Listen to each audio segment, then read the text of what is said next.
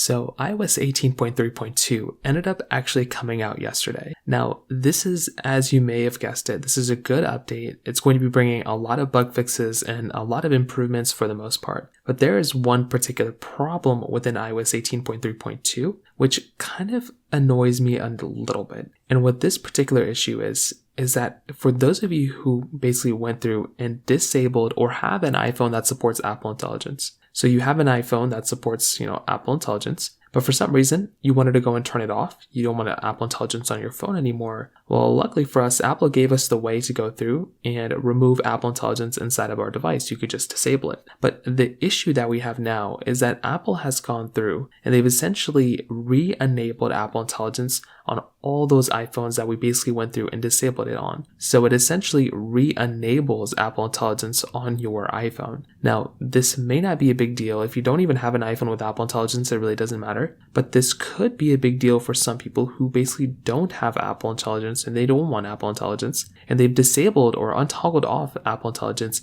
in order to not have these types of features or battery drain or storage issues or whatever the case is. Now, the big issue I have here is number one, force feeding us particular, features that we don't really need if we've already toggled them off, because they don't toggle off other features, right? Like they don't toggle on randomly, like automatic brightness being back on if we've disabled it, or, if we disabled some other toggle, like location services, they don't just normally like randomly turn it back on. So it's weird that Apple is doing that with the Apple Intelligence. And to me, it seems like maybe they see a lot of people not using Apple Intelligence and they're wanting people to get value from it or see value from it. So they're going through and they're basically toggling back on this feature so people can go through and start using Apple Intelligence once again. I think that's basically Apple's main MO right now because, like I said before, there's not really that many people who are using this particular feature set. So Apple doesn't really have much of a choice rather than just to go through and basically just, re-enable this feature. So if you're on iOS 18.3.2, the biggest thing I would recommend every single person to do at this point is to just go through, see if Apple Intelligence is randomly enabled again, and you can try going through and basically re-disabling Apple Intelligence